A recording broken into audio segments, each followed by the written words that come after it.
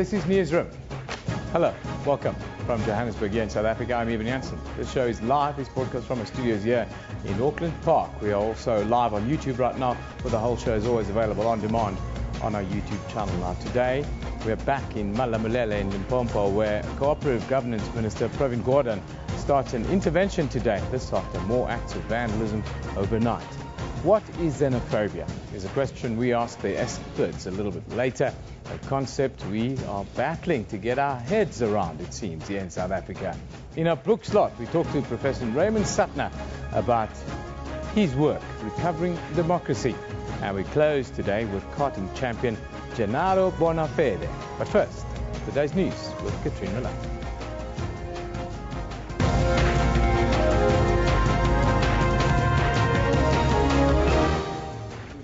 Well, hello and welcome to Newsroom. I'm Katrina Milan, and let's just take a look at those top stories this morning.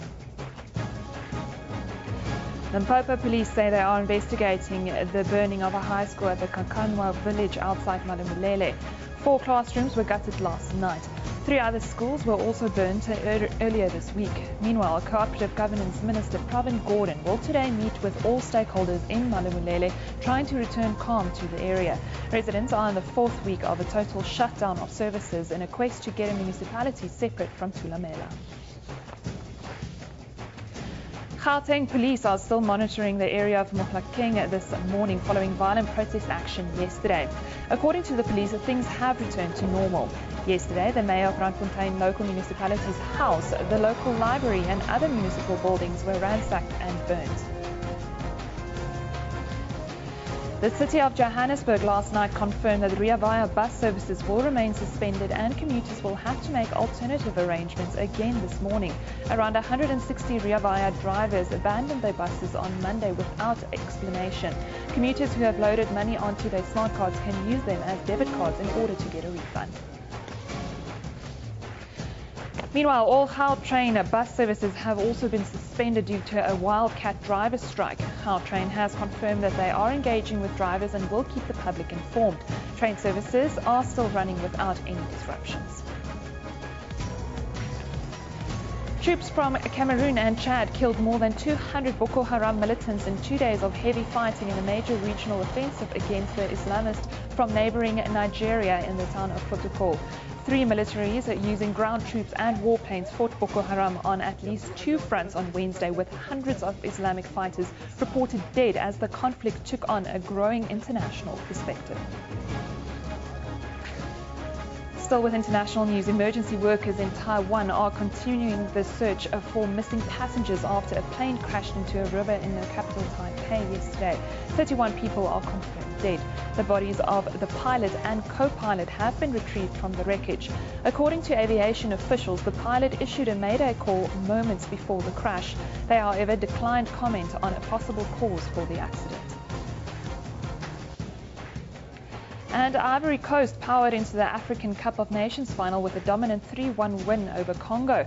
The team will either play Ghana or host Equatorial Guinea in Sunday's decider. Ghana and Equatorial Guinea will battle it out in the second semi-final round tonight. Well, remember, all those top stories and more are all available on our Newsroom Facebook page. You can then also keep up to date with all of our journalists across the country on Twitter at SABC Newsroom. Devin, back to you. Thanks very much, Katrina. Police Minister Nkosinathi Nhleko has condemned the burning of 3 schools. It's now 4 after one was burnt overnight by protesting residents at Malamulele in Limpopo. Nhleko and the Minister of State Security, David Mhlobo, met with community structures. Malamulele has been on a complete shutdown following the Municipal Demarcation Board's decision not to grant them their own municipality there. A minister's security cluster in the troubled Malamulele to try and douse the flames of anger. There's concern over ongoing violence and the damaging of public property. Police deployments remain high. Not all vehicles are allowed to pass through. Our deployment, insofar as the law enforcement agencies, the police and so forth, is largely designed to deal with specifically that particular occurrence at a community level. So that's the one area. Community leaders have agreed to work with police, however they remain adamant on the shutdown. This meeting was not called to call off the shutdown. I want you to get it very clear. The shutdown is called by a meeting of the MTT, Malamulele Demarcation Task Team, as well as stakeholders at the boxing gym. So, whilst we are making engagement with government at various levels, we are going to assess. We are going to assess the situation or the level of engagement. Ministers also drove around the township to check the state of service delivery. They were shown the poor road infrastructure and spilling sewage. Meanwhile, schools, businesses and government services remain suspended. Community leaders will meet over the weekend to decide on how to proceed. Now, Cooperative Governance Minister Pravin Gordhan will meet with all stakeholders in Malamulele and Limpopo shortly to try and return the town to normalcy. Malamulele residents have been in shutdown for 4 weeks now, demanding their own municipality separate from that of Thulamela. The Municipal Demarcation Board last Friday said Malamulele does not qualify to have its own municipality. Yesterday, Police Minister Nathi Nhleko and State Security Minister David Mhlophe visited there. 4 schools in the area have now been set alight this week. Gordhan says government's intention is to restore services in Malamulele. Now, our very own reporter Michael Marenga has been following the events in Malamulele. He was going to join us in the studio to talk about this. Unfortunately, due to power outages in Limpopo, specifically in the Polokwane area, we're unable to get our studio up live. So let's go to Mike on the line. Good morning, Mike. Are you there? Yes, I'm here, Evan, and morning to our viewers. Just give us a quick update. Another school burnt overnight. What's the latest? Yeah, it's indeed another school was burnt last night at a village called Kakangwa. What's interesting about the latest development is that the specific school that was burned is not in the Malamulele area per se. It's in the Venda-speaking area. It's a village between Thohoyandou and Malamulele, with majority of people being Venda-speaking, and the name of the village itself explains it. What we heard this morning is that one person has been arrested in connection with the burning of schools. We don't have information at this stage as to who this person is and how the police come about the arrest of this person. We'll be going there shortly to go and understand as to what exactly transpired. But indeed, the number of schools that have been burnt now is 4. Michael, I understand that some of the parents in the area have been guarding the schools so that their children can go to school. Have there been any clashes between these parents guarding the school and these people that are seemingly protesting? Yes, there is a village called Chikonela. It's also a stone throw away from the Malamulele area. Their children have been going to school because majority of them are Venda-speaking. But what we have witnessed there is that most people who were supposed to be teaching those children are either coming from Thohoyandou or Malamulele. They were unable to go and teach. So parents were there to say, look, let's allow our children to go to school. But because of this situation, learners are not able to go to school. There is no learning in that part of the country as well.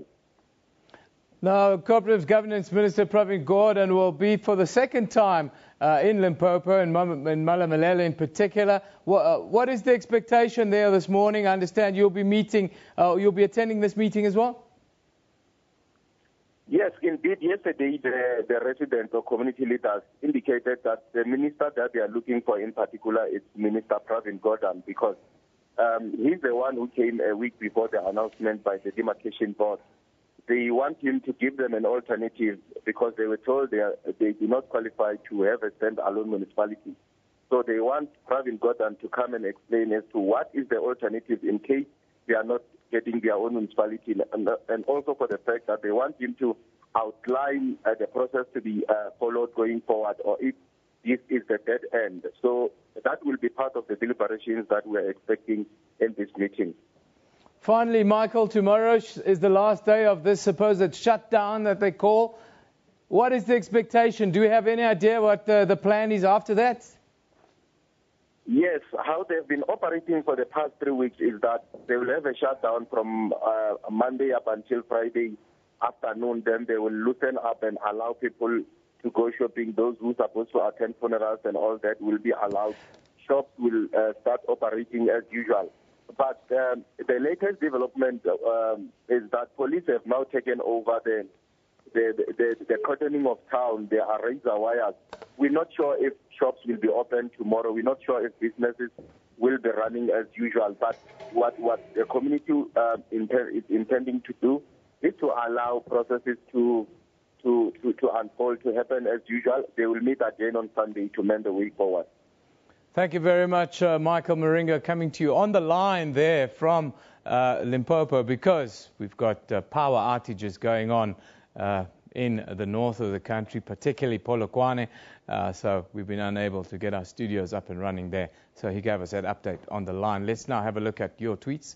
What are you saying? It's an emotive issue. It's something that a lot of people are tweeting about. And Tomilanga says, hashtag Malamulele, I hate parents who never care about their children's future.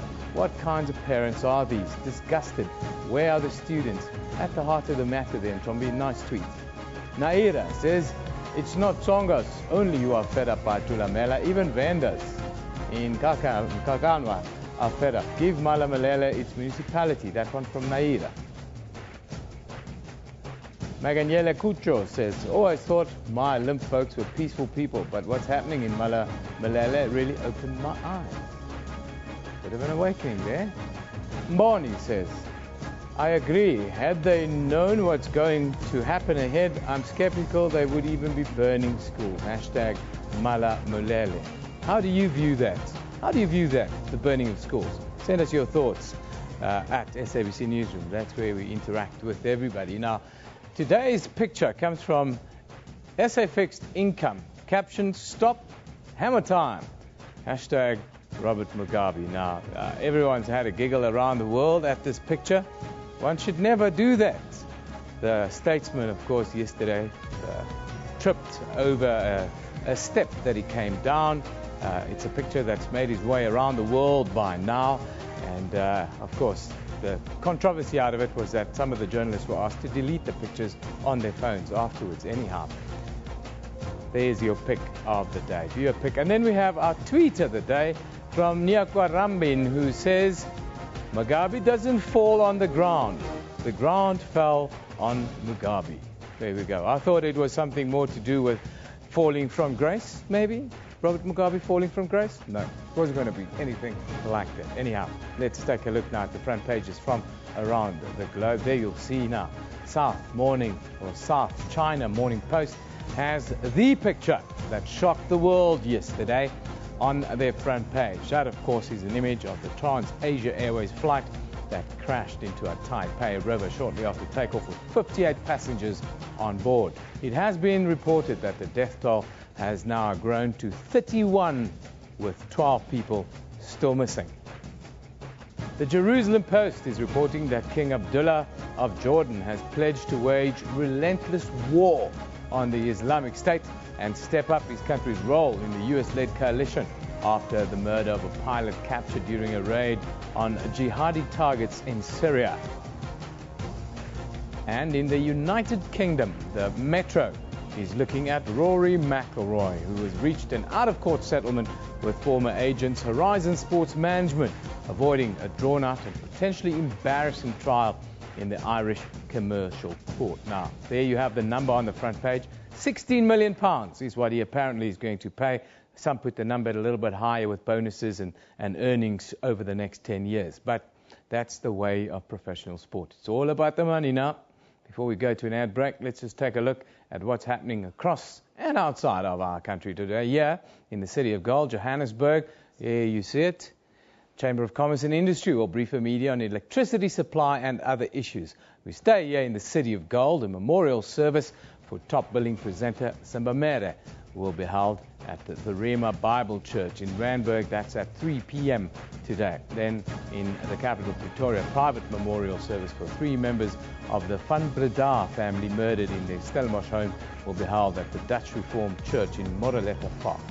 And of course, elsewhere in Equatorial Guinea, the Africa Cup of Nations semi-final will get underway when Ghana faces Equatorial Guinea at 9 p.m. tonight. Now, the experts told me when I said Yaya Toure to be man of the tournament, they said I'm crazy, too old. Anyhow, they're in the final, they are. Time for us to take a short break. This is Newsroom on SABC News.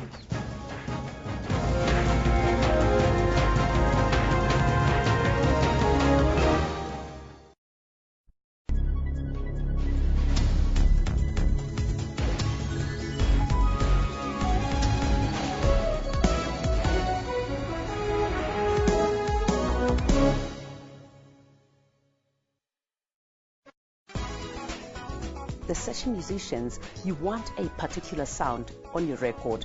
Who do you get? Abo Butemp, Abo Vitamasond, Abo Godfrey Mtrina. So these are the people who play a very, very vital role in making us. The South African Horror Fest is the only inclusive event of its kind over Halloween season. It screens a host of exciting horror or thriller movies from around the world. Shishani achieved stardom when she won a live music competition in Namibia titled Last Band Standing in 2012.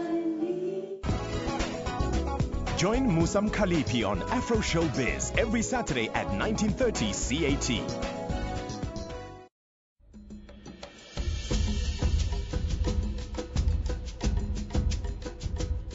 Warm welcome to AM News on SABC News Channel 404. Pistorius was sentenced to 5 years in prison for killing his girlfriend Riva Steenkamp on Valentine's Day last year. He was not found guilty of murder but of culpable homicide. The state feels that they are entitled to request that certain questions around the judgment and sentence should be reserved for the Supreme Court of Appeal. State Advocate Gerrie Nel called the sentence shockingly inappropriate. If the appeal is successful, Pistorius would face a minimum of 15 years in prison. Corky was killed during a dramatic botched rescue operation by American Special Forces in Yemen on Saturday.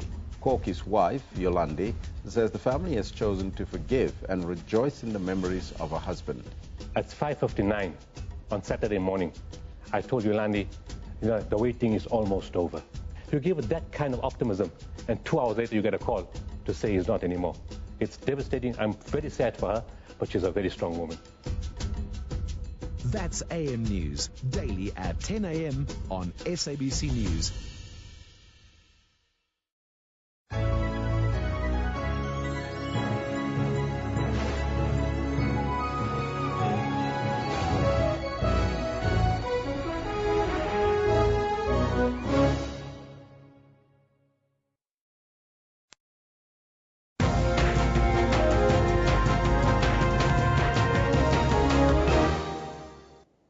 Welcome back. The South African Human Rights Commission has called on government to act on sporadic attacks on immigrants and the looting of their businesses across the country. According to the Commission, by acknowledging the xenophobic undertones to these attacks, it enables those responsible in dealing with these challenges to do so. Meanwhile, the Centre for Human Rights in Pretoria has also expressed displeasure at the recent attacks. According to the Centre, recent xenophobic violence has laid bare the aching soul of our nation and challenge each one of us to re-examine what we are doing to preserve post-94 democratic South Africa. Now, joining us from the Centre for Human Rights in our studio in the capital, Pretoria, is Romola Adiola. Very good morning to you, my dear. Thank you for joining us. Good morning to you, Evan. Now, the Human Rights Commission this week called on government to acknowledge the xenophobic undertones of these attacks, because that is the only way of addressing the problem. Do you agree with this? Yes, I very much do agree with it. I, in fact, feel that it is important for us to call it what it is, xenophobia, and not talk about the triggers, of the problem. Because if we focus on the triggers, if we say that it is criminality, if we say that it is this violence came about as a result, or the attacks came about as a result of criminality, and it's because certain elements in the society just wanted to loot the stores of foreigners and of people, then we are in fact taking a systemic avoidance to the problem, because the problem in fact is xenophobia, the fear of foreigners that people still have in the society. Now, yesterday we spoke to the president of the Black Business Council here in South Africa, Mr. Ndaba Ntsele, who also was kind of avoided the term xenophobia. I want you to look at this and then give me an opinion on what he says as a very senior member here in our country. Just give us your opinion on this. My opinion on it, in fact, on the fact we'll have a look at it first. We'll have a look at it first. Okay. Johan, let's take a look. Okay. Use the term xenophobic attack. We are enforcing that the rule of law, as it happened globally, must happen in the townships in South Africa. Anybody that comes here must follow the rules and apply. Whether they've been doing this 20 years, as you are saying, that they did 20 years ago, and I don't believe that started 20 years ago in the new democracy. They came in and it's increasing, but somebody and the residents have to protect their territory so that we, as Black Business Council, can create sustainable businesses in the townships. Well, that, my dear, was the president of the Black Business Council here in South Africa, who also says that he doesn't think it's xenophobia and we shouldn't use the term. Your response?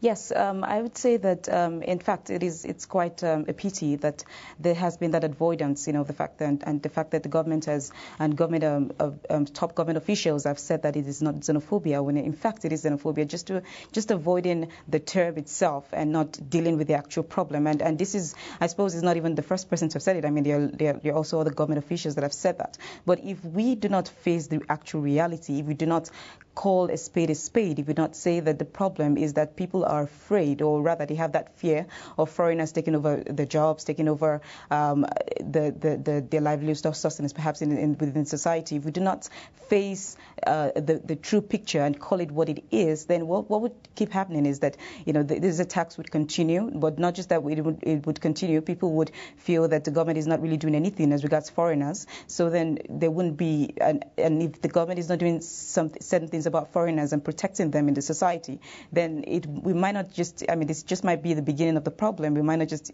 see the end of it. It would just keep going on as it was in 2008. It would continue. And I think that the fact that the government is taking an avoidance to this problem is because it has done very little, in fact, in addressing this problem after the attacks in 2008. And it's a pity. It's really a pity. And I think that the government needs to step up, stop calling this criminality, using any other name, and just call it xenophobia so as to address the problem and create public awareness to the situation.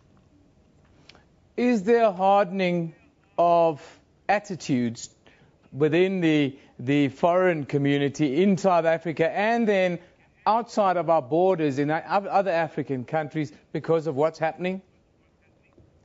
Yes, I think it's quite a pity, in fact, that outside of our borders and even within South Africa, foreigners are feeling unsafe, in fact. And I've been in meetings where foreigners express their concern, about safety and even, in fact, about how the government of South Africa reacts to their problems. And this, fear is, we've seen it. A lot of certain foreigners have actually left the country, but then also those that have their livelihood sustenance in the country are even, in fact, in fear of their lives, and there's really no integration within society because of these problems. So I think that the government needs to really do something about it, because it's given the government a bad name outside the country and also within the country itself. Because if South Africa is truly a rainbow nation, then it has to, in fact, accommodate the diversity and the fact that there are foreigners within the country that also have to be respected.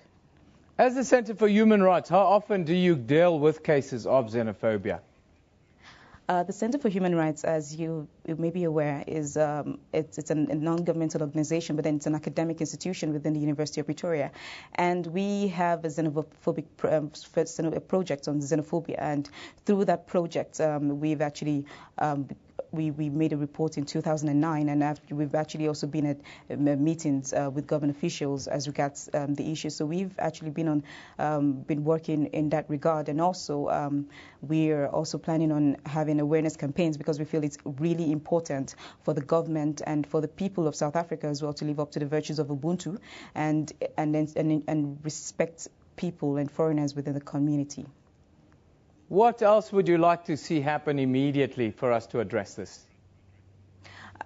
First of all, I would say that I would like the government to give it the name that it is. I would like the government to call it xenophobia. I would like to see top government officials come out and say this is a xenophobic attack on foreigners, and we need to stop this. I'd like them to do that, and I would also like would like to see a coordinated effort on the part of the government, the police, and also the departments, relevant government departments would like to see that a coordinated effort to address the problem. We think that's really important, and would like also the government to rectify the International Convention on the Protection of Migrant Workers and their Families. South Africa is not a state party to that convention, and we think that if they rectify that convention, it would truly assist South Africa in living up to its international obligation. Well, thank you very much for joining us from the Centre for Human Rights at University of Pretoria, Romola Adiola. Thank you very much for joining us today. Now, what are your views on this? Do you have views on this at SABC Newsroom? Do we have a problem with xenophobia, or do we have a problem with criminality amongst our youth? Is it unemployment? What are your views? What do you say?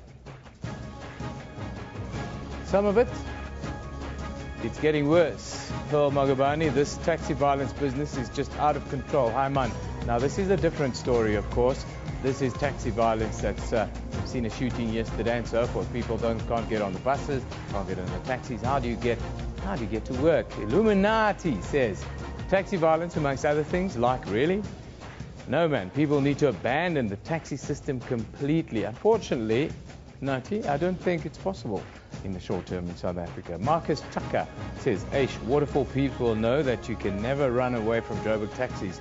There goes the high property value, says Marcus Tucker.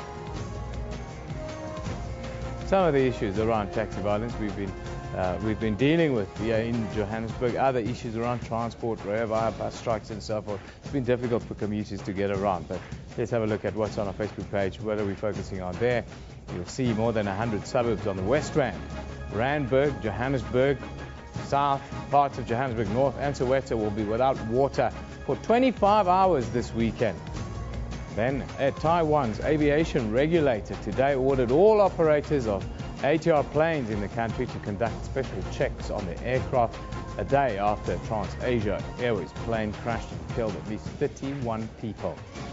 And an intervention by Cooperative Governance Minister Pravin Gordhan to help resolve problems in Malamulele, Limpopo has been welcomed by the ANC. Remember all of these stories and a whole lot more on our Newsroom Facebook page. You can also go to our website, sabc.co.za/news. That's where you get all the latest updates on all the stories we've got online. Time for another break. You're watching Newsroom on SABC News.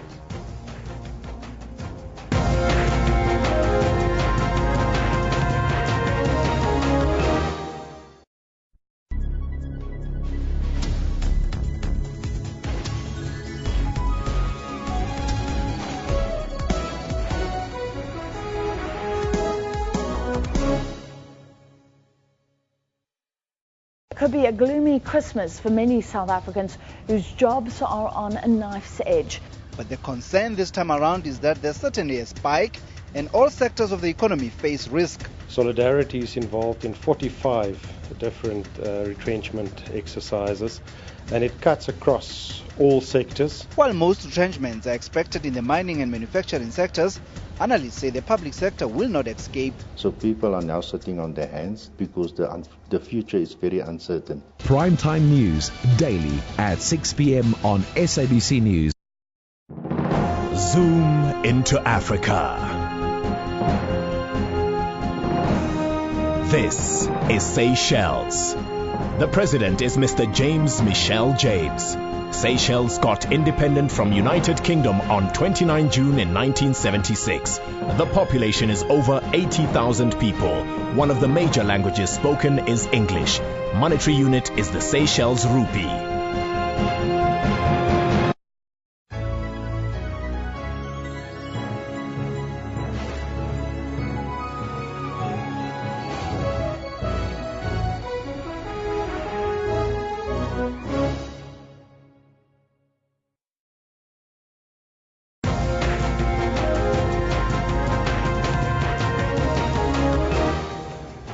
Well, hello and welcome you with Newsroom on SABC News. Let's just take a look at the top stories this morning. Limpopo police say they are investigating the burning of a high school at the Kakanwa village outside Malamulele. 4 classrooms were gutted last night. 3 other schools were burnt in the area earlier this week. Meanwhile, Cooperative Governance Minister Pravin Gordhan will today meet with all stakeholders in Malamulele, trying to return calm to the area. Residents are in the 4th week of a total shutdown of services in a quest to get a municipality separate from Thulamela. Troops from Cameroon and Chad killed more than 200 Boko Haram militants in 2 days of heavy fighting in a major regional offensive against the Islamists from neighboring Nigeria in the town of Kotoko.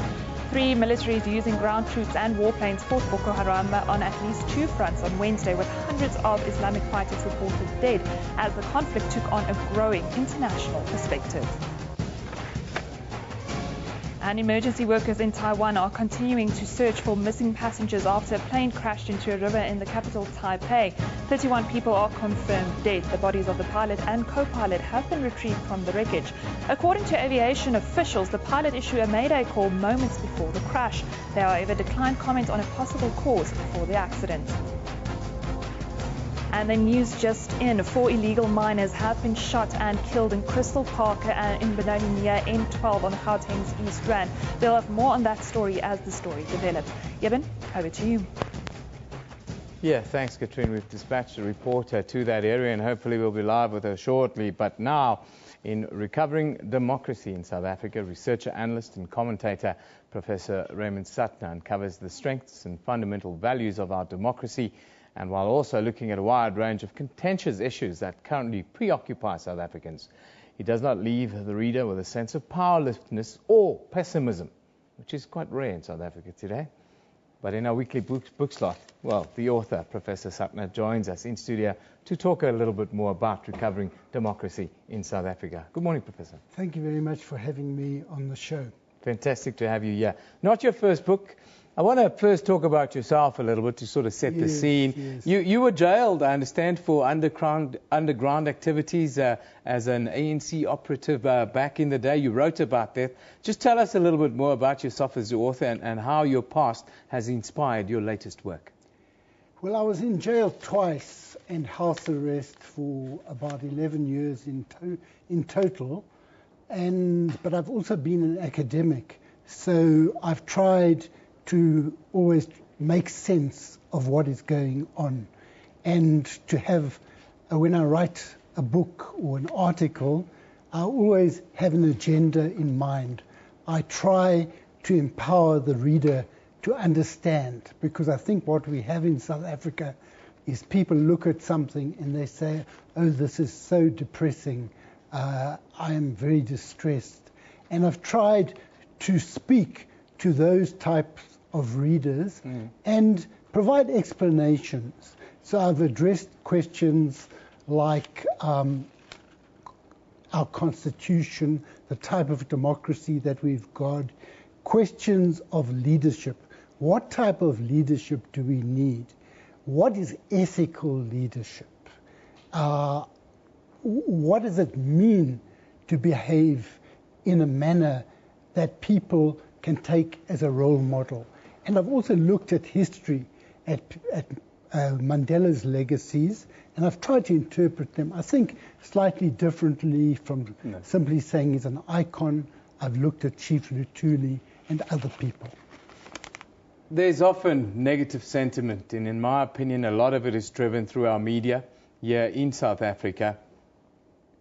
Do we have a healthy state of affairs right now? How do you view it within the context of your work? Well, I feel there is a lot of reason for concern over the level of violence in this country, the various types of violence. There is state violence of a range of types, which I think is not adequately regulated and measured. Secondly, there is violence between people. We have a macho culture in this country where mainly men don't try to resolve problems through discussion. They just clap someone, you know. If someone is looking at you, they say, why are you looking at me that way? And they just clap. and they club their partners, and there's a lot of gender-based violence and sexually based violence. And I feel that the media is actually not giving it sufficient attention, and this is an attention that needs to take into account that it's mainly men. And we have to look at the models of manhood that we have in South Africa today. Is it a lot of our problems we have in education alike, is it around parenting and around father figures not being in the house?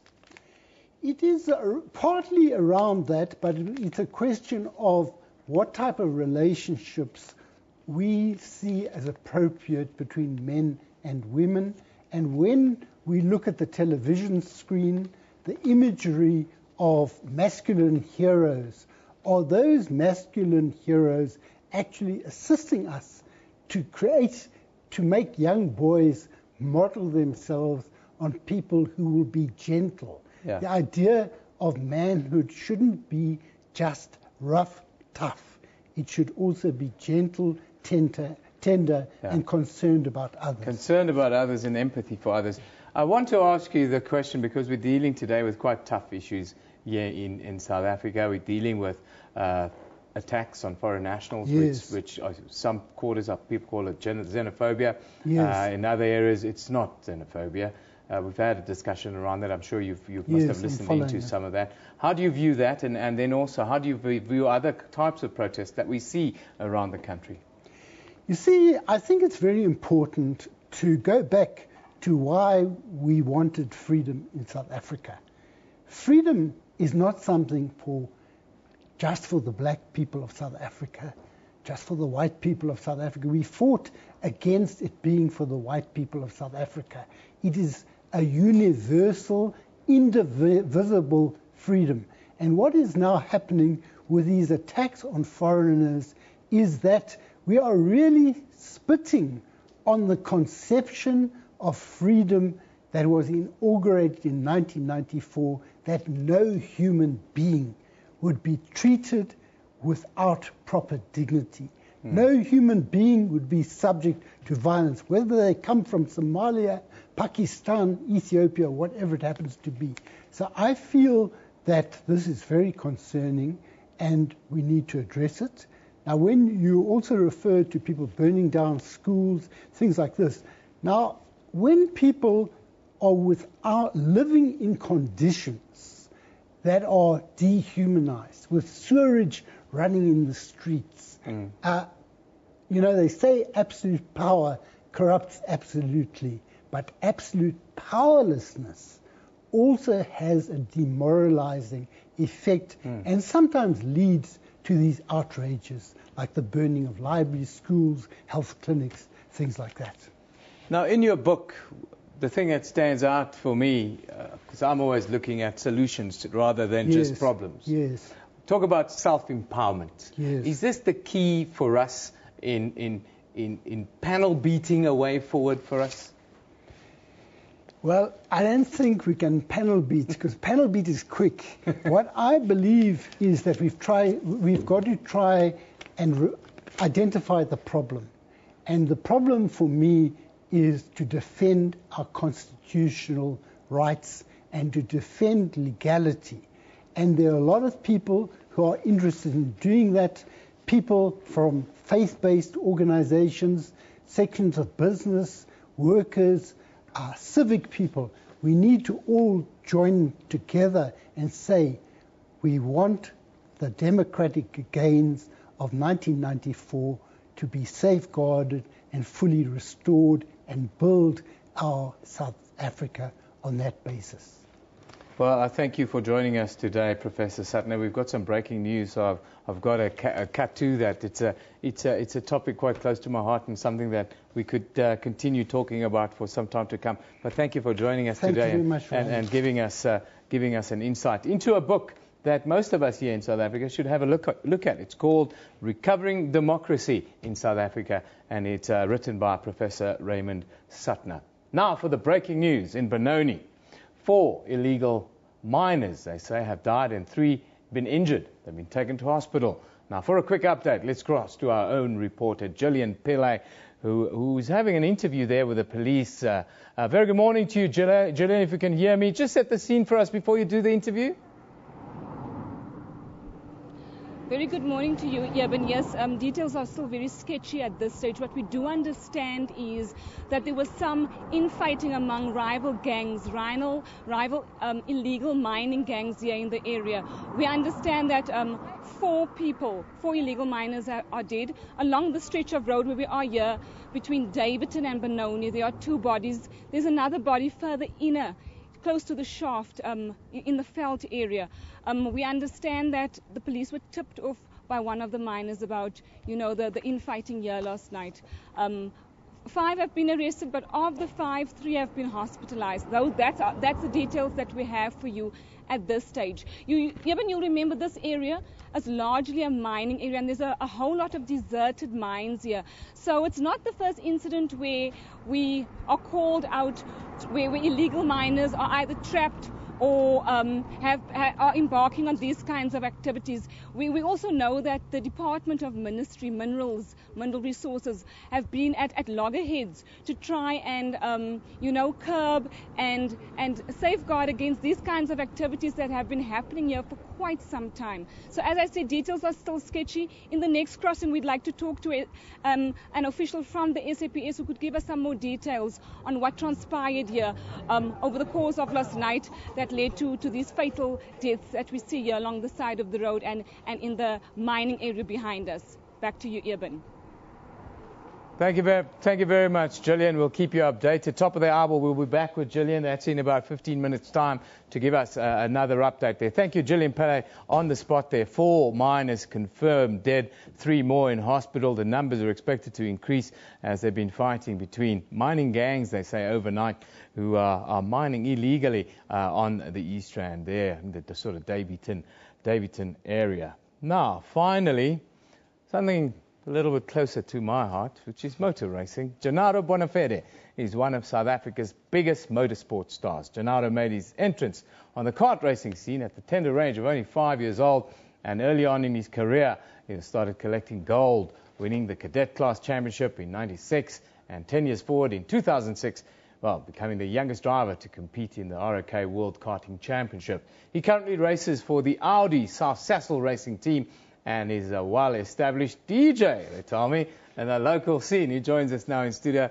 A very good morning to you, Gennaro. Thanks for joining us. Put a helmet on the table, yeah? A beautiful helmet. There we go. Cool. This is Gennaro's helmet, for those of you that don't know motor racing. I'm sure you've seen it on Lewis Hamilton and the like. But just tell us about where you're at now and what you sort of looking forward to in the months and years to come. Yeah, well, look, obviously we started last year with Audi and Sasol, the combination in the team, so that was obviously a big thing for me, being able to be sponsored by 2 massive companies. This year is a bit of a limbo year for us in racing. The class has changed a little bit.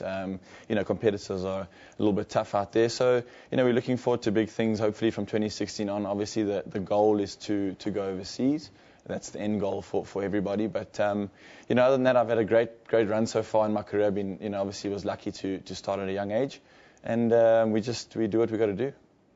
Now, you were in the UK racing for a couple of years, if I'm not mistaken. Tell us about that experience and how do we sort of stack up compared to our local scene, and I'm especially interested in sponsorship and the like and crowds and so forth compared to the United Kingdom. Yeah, I think, in the UK I was very lucky there. The conditions there are very tricky with the rain and the dodgy weather that you have to deal with as a driver. Yeah.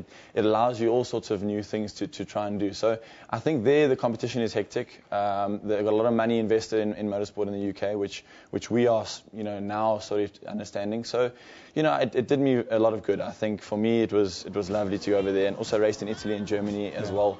The guys over there are good. They're world class. The Germans, Italians, and the Brits are good. They live for this kind of thing. But I'm sure that your passion must still be single seaters. You grew up in karting and single seaters and so forth. You still harbour hopes of going overseas and and getting a big single-seater seat? Well, the thing is, I'm too tall for that. You see, that's also the problem. That was what I was going to ask I stopped racing go-karts when I was 16 because I was literally too tall. So I think at that age, I thought to myself, you know what, the single-seater thing is out. But obviously, there's still other options like GT racing, Le Mans 24 hours, you know, DTM is a far cry. But obviously, you know, as a youngster, we've got dreams and hopes of making it big one day, and we'll push and see what we can do in the touring car scene. I think that's where it's really at for me, you know, in salute car racing. No, you say you're too tall, but a guy like Robert Kubica, I mean, you know, he did okay with minus 2% body fat, I think, at the time. You're not, you don't have to trim yourself right down like some of the taller guys, even in the touring car scene. Yeah, we do. Look, obviously we've got a gym regime, and my engineer Vic Maharaj is quite hectic about that, keeping weight. He's not the skinniest oak himself. That's not nice. So, yeah, you won't be happy to hear that he's lost a lot of weight recently. So obviously, you know, the more weight I can lose on my person, the engineers can place around the car for better balance and better handling. So that's where the compromise comes in. I don't have to be the skinniest guy ever. Obviously, it helps because I kind of am. Yeah. But, you know, it obviously helps us at an advantage. So, you know, it does. Performance and more stamina actually helps us in the car because the temperatures are very high. We get to 50 degrees inside the car. I'm wearing a 3-layered, you know, fireproof suit with a helmet and balaclava. So that's where it's all at. You probably lose 3-4 liters during a normal race. Yeah. But something that really interests me, a year that you're now a well-established DJ here in the local scene. What's happening with that? Is it a little bit of a pastime, or are you seeing it as a sort of secondary career? Well, for me, I always had a passion for music. You know, so during my young age, I used to listen to music before a race to get me psyched. And I had a few guys in the scene a few years ago, and 5-6 years ago, and I slowly learned, taught myself. Played at H2O, played on Matric Rage in December. So, you know, it's a lot of fun. I played a lot of clubs on the weekends, and you know, it's just, for me, it's a passion. You know, I don't see it as a future career. But for now, you know, it's lots of fun. Why not? You're in the industry. What sort of genre are you? House music, yeah. House music? So lots of house music. No electro hectic stuff. The more chilled. So the old school deep house, that kind of stuff. Funky vibes. That's lovely. That's lovely. I'm sure the girls love it also. Yeah, they love it. They love a good DJ. Let's get back to the business, though. We see you racing. The plans for 2015. You say it's going to be maybe a more quiet year this year, but what are you hoping to achieve by the end of it and setting up the next year? Well, obviously, we want to be South African champion. That's, I think, the biggest thing, you know. And with a team like us, with Audi and Cecil backing us, it's a big opportunity again. Next year, there looks to be a big class coming to South Africa, which is massive. So hopefully that plans then to go overseas again will come up again. So, you know, we're out during the country. Our first race is in 2 weeks' time at Swartkorps in Pretoria. So, you know, we got to do what we got to do. Cape Town, Durban, PE, East London. We'll see you guys around. I think that's where it's all at. Well, fantastic, Gennaro. You're doing a super job racing the new Audi. Hopefully one of these days I'll be able to come and see you guys race. But we hardly ever get out to the studio here, it seems. But I had an option to get into the Audi with him, actually. But I have to say that I was a bit wussing out of that one because I know how fast these guys go. My dad was a motor racer and something that I grew up with. So thanks for joining us today. Always a pleasure. Thank you for having me. That's Gennaro Bonafede, who's, well, a very well-known DJ on the local scene and also one of the, well, probably the biggest motor racing name in South Africa. Let's take a quick look at your tweets at SABC Newsroom is where we are. Is it sport after the Proteas left yesterday? The chokers of note, Proteas got a great send-off yesterday in Melrose Arch. Quarterfinal exit for them, I think. Bandelihle Kubeka, write down that name. I think you're going to get some hate mail in your box. Zurampudi Gautam says, even though I'm an Indian, I want South Africa to win this World Cup because they are the best bunch of talents right now. Wonderful. Thank you. Fair. And that's from someone outside of the country. The sentiments inside of our country is talking about chokers and coming home at the quarterfinal stage. That's terrible. Sipho, the gift. The gift to who? Proteas, bring it home, he says. Back home. Cricket World Cup. There you have a wonderful picture from yesterday at Melrose Arch. I'm sure that was at Melrose Arch, yes. This is very cool, watching Proteas send off and see my signature on a boys cricket bat on TV. Who sent that tweet to? Let's just see, it must be one of the Proteas. Oh no, it's Huddersfield Yun, who's a local player here for the Lions franchise in South Africa. That's where we wrap it today. Newsroom broadcast live from our studios in Auckland Park, Johannesburg, every weekday morning between 9 and 10 a.m. The show repeats at 2 in the afternoon with a rebroadcast then at 5 a.m. the following morning. We also stream live on YouTube at that time, with the whole show as always available on demand on our YouTube channel. Now, this is SABC News. You've been watching Newsroom. You know, we love it in the morning.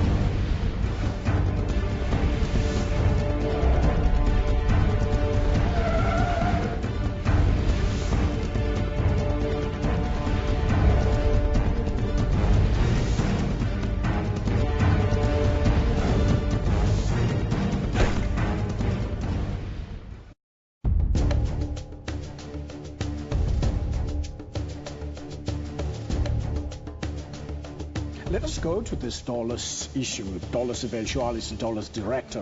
What do they actually mean to the ordinary man in the street? A practical and easy example of dolus eventualis is where two robbers walk into a bank with the intention to rob the bank.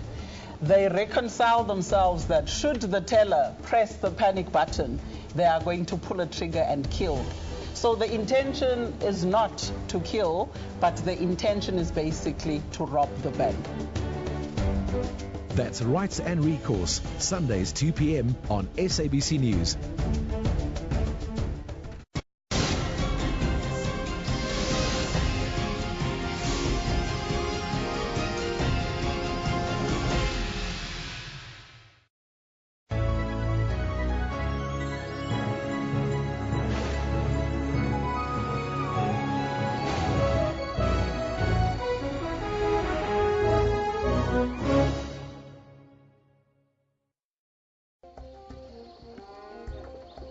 The Herero. The various tribes forming the Herero group and speaking a common language are the Himba, also known as the Ovimba, the Herero, the Chimba, and the Banduru. Currently, there are about 107,000 Hereros living in Namibia, southern Angola, and Botswana. Unfortunately, little is known of their origin. It is believed that they were descendants of a large group of people who migrated southward from Central Africa during the 16th century.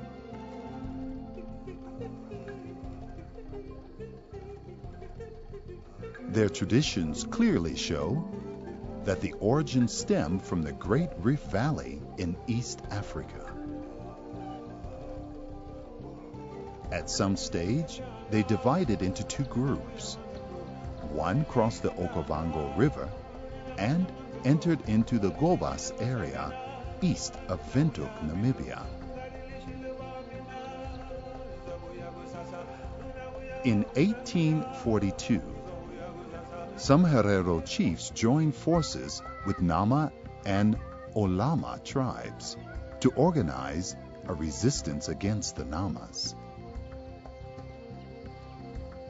The chiefs were convinced that this would help them in their battles with other Herero chiefs over land and livestock.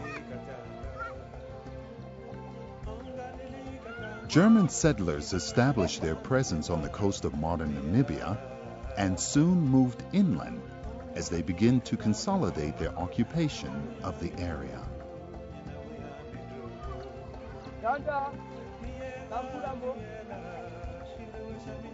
Until the colonial period, the Herero prospered in central grasslands of the area. This is where they had ample grazing for their cattle.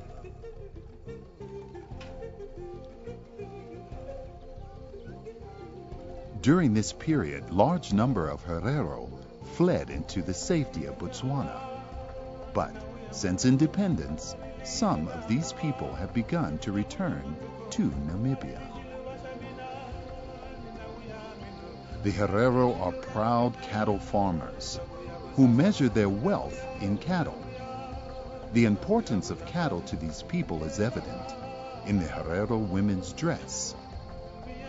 The traditional dress is derived from a Victorian woman's dress and consists of an enormous amount of woven several petticoats with horn-shaped hats. This is to represent the horns of a cow. The history of the Herero clothing is extraordinary.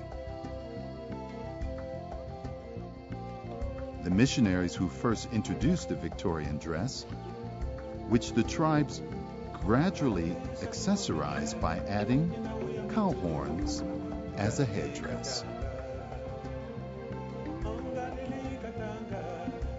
Between 1893 and 1903, the Herero and the Nama people's lands, as well as their cattle, were seized by military force of the Germans, who regarded them as subhuman. In 1903, the Herero people learned that they had been placed in reservations, leaving more room for colonialists to own the land and prosper. But in 1904, the Herero and the Nama began to rebel, and this lasted until 1907. It is estimated that 80,000 Hereros currently live in German Southwest Africa. Today, there are around 250,000 Herero people living in Southwest Africa. Herero culture remains, the cattle remain, and our responsibility to their existence also remains.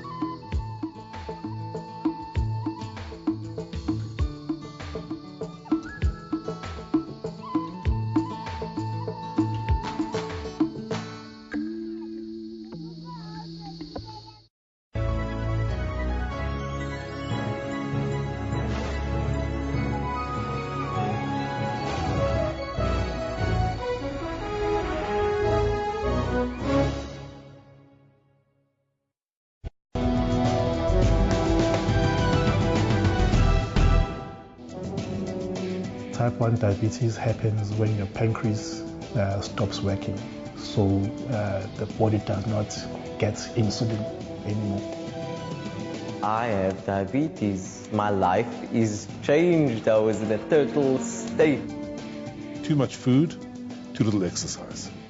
That's what it's about. Hot flushes. So you would start with lifestyle modification, wearing cotton clothing, eating right, etc. And then hormone treatment for hot flushes. Join me on Health Talk every Saturday morning between 9 a.m. and 10 a.m. as we unpack current health stories. It's a personal expression that evokes a flame from within. Street art, it's a vast concept. Dancing is one of the main art forms on the streets of Africa. Regardless of how it is done, the streets remain expressive. A passionate artist in the central business district of Johannesburg. Yeah, I've been doing this it's been 7 years or 8 years now. Brains lost control on what to do then. Words dispute in the mouth of a woman. That's Kaleidoscope, Sundays, 5:30 p.m. on SABC News.